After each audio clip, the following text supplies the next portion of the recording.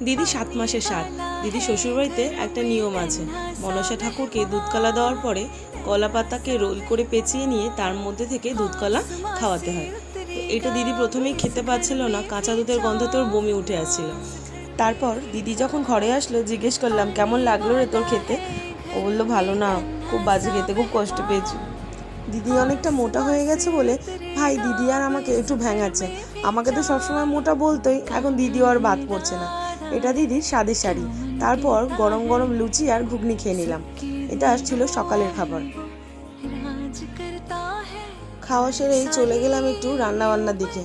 দেখলাম একজন মশলা বাটছে আর রাঁধুনি সকাল সকালই রান্নাবান্না বসিয়ে দিয়েছে। বেশ তোড়জোড় শুরু হয়ে গেছে রান্না করার। এরপর ভাইয়ের কাজ শুরু, দিদিকে একটু সাজিয়ে গুছিয়ে নিচ্ছে স্বাদের অনুষ্ঠানের জন্য। তোমরা যদি তোমাদের স্পেশাল দিনগুলোতে একটু সাজতে চাও, যে কোনো পার্টি মেকআপ কিংবা রিসেপশন কিংবা ব্রাইড লুকে, তাহলে আমার ভাইয়ের সাথে কন্ট্যাক্ট করতে পারো। ও খুব ভালো সাজায়, আমার ভাই বলে বলছি না। এই হেয়ারস্টাইলটা করেছে, কেমন হয়েছে বলবে, আর শাড়ি পরাটাও কেমন হয়েছে বলবে।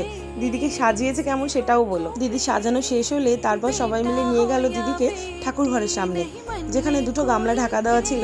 সবাই মিলে খুব হাসি মজা করছে যে কি হবে, কি তুলবে দিদি। এসব তো কিছুই হয় না, সবটাই ভগবানের দেওয়া দান। ওর যে কী হবে সেটা ভগবান আগে থেকেই ঠিক করে রেখেছে। তবে ছেলে হোক বা মেয়ে, আমরা দুটোতেই খুবই খুশি। যেই আসুক সুস্থ আসুক, ভালোভাবে আসুক। তবুও সবাই খুব মজা করছিল। সবাই বলছিল গোপাল আসবে, কিন্তু ভাইয়ের খুব ইচ্ছে রাধারানী আসুক। ও বারবার বলছে দিদি তোর মেয়েই হবে, দেখবি তোর মেয়েই হবে।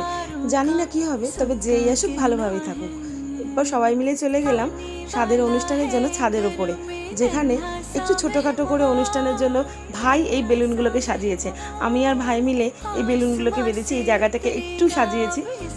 তারপর মা এই খাবারগুলোকে রেডি করেছে, প্লেটগুলোকে সাজিয়েছে। দিদির শাশুড়ি, বড় মা, মামি শাশুড়ি সবাই মিলে দিদিকে আশীর্বাদ করে নিচ্ছে।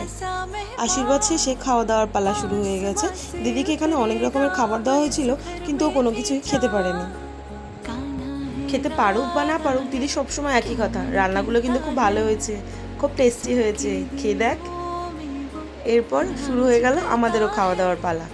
প্রথমেই ছিল সাদা ভাত, ঝুরি আলু ভাজা, ভেজ ডাল, আর ছিল কুমড়ো, পুঁই শাক, মাছের তেল আর অনেক রকম সবজি দিয়ে একটা তরকারি, মুড়ি ঘন্ট, কাতলা মাছের কালিয়া, আর ছিল চাটনি, পাঁপড়, মিষ্টি ছিল যেটা আমি নিইনি। ভিডিওটা এখানেই শেষ করছি, ভালো লাগলে ফলো করে দিও।